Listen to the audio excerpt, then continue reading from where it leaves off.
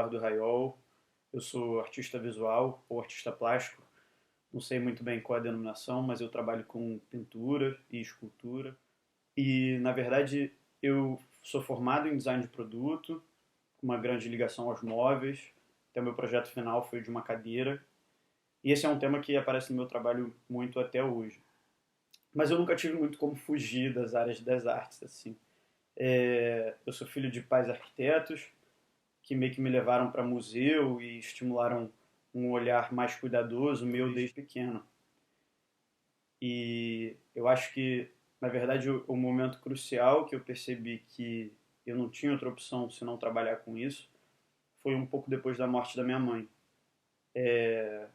que foi uma coisa que me marcou de uma forma irreversível. Foi quase como se eu tivesse nascido uma segunda vez.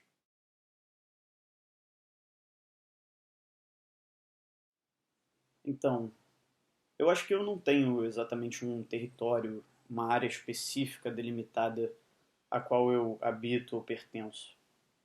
Eu vejo muito mais o espaço que eu transito como uma área que está em constante modificação, assim. Eu acho que conforme a gente vai vivendo nele, a gente vai sempre entendendo coisas novas e percebendo coisas novas que fazem com que talvez a gente feche ele mais para um lado, mas abra para o outro. É muito uma questão de como a gente percebe esses espaços, né, para mim. Mas eu acho que se eu puder falar mais especificamente de uma área que eu transito e que eu tenho mais familiaridade, eu acho que é o território das sombras.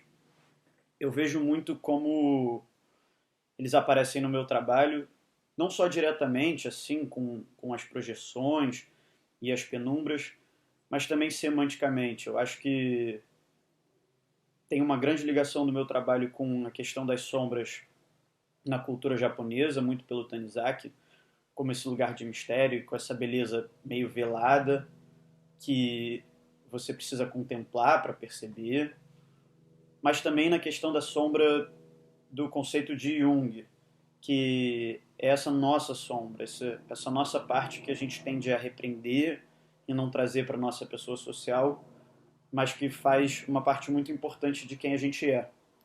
E eu busco explorar isso muito nas telas, nos quadros, e trazer um pouco dessa minha sombra, que é uma coisa que eu também costumo falar na minha vida, diariamente. Eu acho que, como eu vivo a minha arte, é muito uma questão de fidelidade, assim. Na questão do trabalho, é muito do vir todo dia, de estar sempre trabalhando, sempre fazendo alguma coisa nova, sempre explorando mais a fundo o campo que você está pesquisando, e assim as obras vão se tornando sempre mais profundas.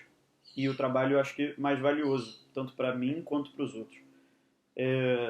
Mas acho que tem uma questão também, até porque eu acredito que a vida e a arte elas acabam se confundindo um pouco. Às vezes eu não sei se eu estou trabalhando quando eu estou pensando, ou eu estou juntando umas coisas e não necessariamente parece trabalho, mas acaba sendo. Mas acho que também tem uma questão de fidelidade, que é a fidelidade do olhar, da atenção e do cuidado quando você está prestando atenção e vivendo a vida normal, assim. Eu acho que eu faço isso meio que todo dia, assim. A partir do momento que eu saio de casa, ou até mesmo dentro de casa, eu estou sempre olhando para as coisas e dando atenção aos detalhes e vendo como as coisas se comportam em relação a uma certa luz, ou como uma materialidade diferente me faz brilharem os olhos e eu vou lá numa caçamba de lixo e acabo trazendo para casa e incorporando no meu trabalho. E eu acho que isso faz uma diferença muito grande em como não só eu vivo essa arte, mas como eu trago a minha própria vida e as percepções da minha própria vida para dentro da minha arte. Eu vivo e trabalho no Rio de Janeiro. Na verdade, eu nasci aqui e vivi a minha vida inteira aqui. E acho que eu me encontro aqui realmente de alguma forma, além de a parte física, assim.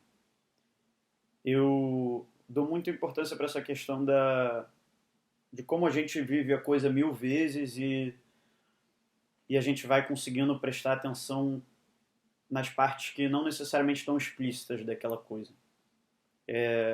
Eu acho que passar por uma rua todo dia é muito interessante porque você começa realmente ver peculiaridades daquela rua, daquela pessoa que passa ali todo dia no mesmo horário que você, que são muito interessantes e que dão realmente uma profundidade muito grande para sua experiência dentro do lugar, que eu acho que é muito importante e que aqui eu consigo sentir.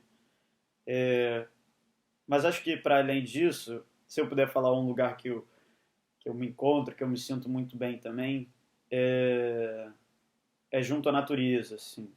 Eu passei um tempo ano passado, no meio do ano, durante a pandemia, numa casinha dos meus avós em Pinheiral, e lá eu tinha muito mais contato com a natureza diretamente, assim, com animais, com plantas, e isso foi muito rico para mim. Foi um tempo muito bom e além de muito inspirador, que pode parecer uma coisa meio óbvia assim, mas também meio clichê, eu acho que é um lugar de uma conexão muito grande e que é muito valiosa.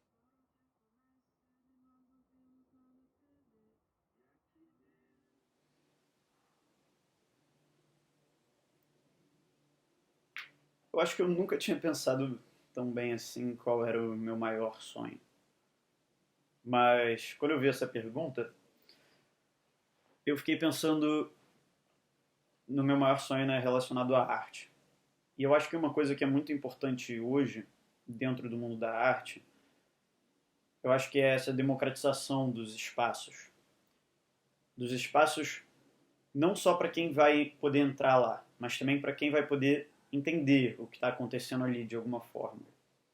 Eu sei que não é uma coisa fácil, mas eu acho que é muito importante para que mais pessoas possam se conectar com as obras ou com os trabalhos que são tão importantes para algumas pessoas e acabam que passam em branco para muita gente que poderia tirar coisas muito boas dali.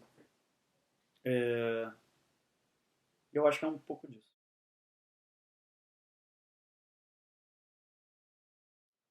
Hoje eu vejo como se uma das coisas mais importantes para mim fosse manter essa constância de trabalho, assim, tá trabalhando sempre e para poder ir me aprofundando cada vez mais nessas poéticas, tanto do meu trabalho quanto como eu percebo a vida, assim. E acho que eu gostaria muito também de poder fazer exposições em locais públicos, assim, sejam instalações públicas ou mesmo exposições a céu aberto onde qualquer um possa ir lá ver, interagir de alguma forma. Que eu acho que essa celebração da arte, essa celebração pública onde qualquer um pode se conectar, é muito rica, assim, para todos.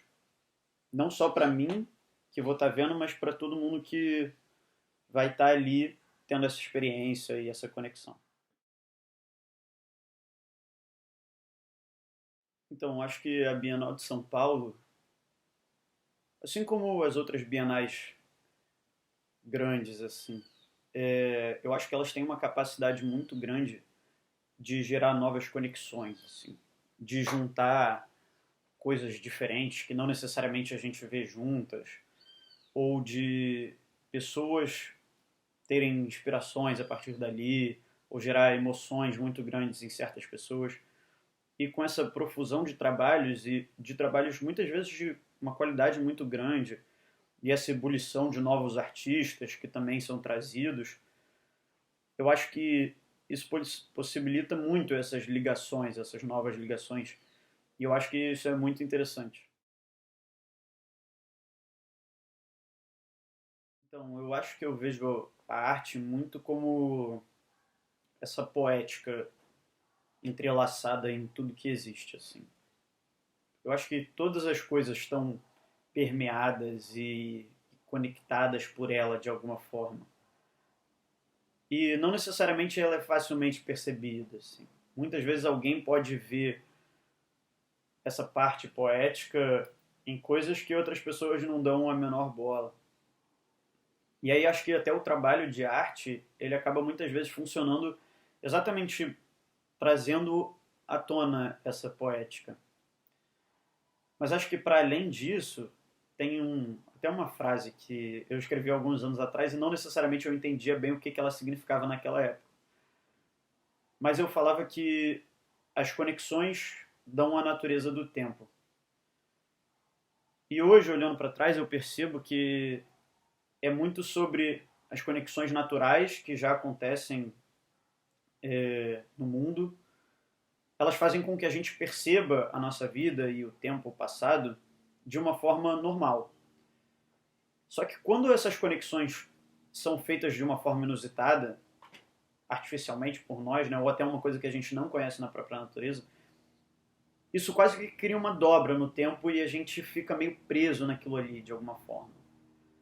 Eu acho que quando um artista ou qualquer pessoa conecta duas coisas ou mais que não necessariamente eram para ser conectadas ou para estar daquela forma, essa pessoa meio que cria uma terceira coisa que tem uma capacidade de nos desvirtuar da forma como a gente vive normalmente muito grande.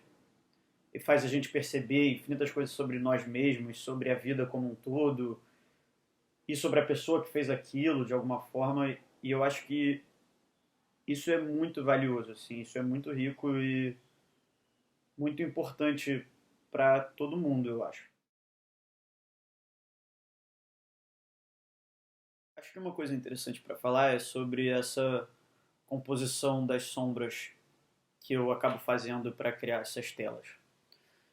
Eu acho que, além de olhar para a minha própria sombra, relacionado ao arquétipo sombra do Jung, e também olhar para a sombra das coisas, eu acho que tem muito essa questão de olhar para o outro lado. Para um lado que não necessariamente as pessoas estão acostumadas a olhar. E quando a gente está olhando para esse outro lado, acabam que surgem essas feridas, né? Quando a gente vai entendendo e se habituando dentro desse território das sombras, a gente vai entendendo muito sobre quem nós somos e sobre o que nos forma, que não são só qualidades, né? Não são só essa parte que a gente expressa necessariamente para os outros. Isso é muito importante para esses trabalhos, essas feridas decorrentes do olhar para as sombras. E essas sombras, na verdade, eu vou andando com os diferentes materiais, né? Seja esse madeirite que está aqui atrás, seja uma tela, seja um papel que eu faço. Eu vou andando com eles pela minha casa, pela rua ou pelo ateliê e vou juntando essas diferentes sombras que aparecem para mim. Eu vou juntando elas e conforme eu vou juntando, não necessariamente você consegue entender o que está formando aquela imagem ali ao todo. Se aquilo é uma cadeira, uma planta ou o que é. E isso acaba abrindo o sentido do que pode ser aquilo ali, né? E como cada um pode interpretar aquelas imagens e se conectar com elas. E acho que a própria questão da materialidade do papel ou dessa madeira que eu uso, isso também contribui muito para essa transparência que dá essa profundidade do detalhe, assim, que vai muito além de uma cor chapada, que é uma cor que você pode se aprofundar ali dentro, você pode se debruçar e nessas composições você também pode se debruçar e é como se tivessem 1000 camadas ali dentro que você pudesse explorar sempre, que não são as coisas mais óbvias do mundo, nem as mais claras, mas conforme você vai se adentrando ali naquele espaço, você consegue entender muito mais sobre quem você é, eu e quem eu sou. E acho que é um pouco disso.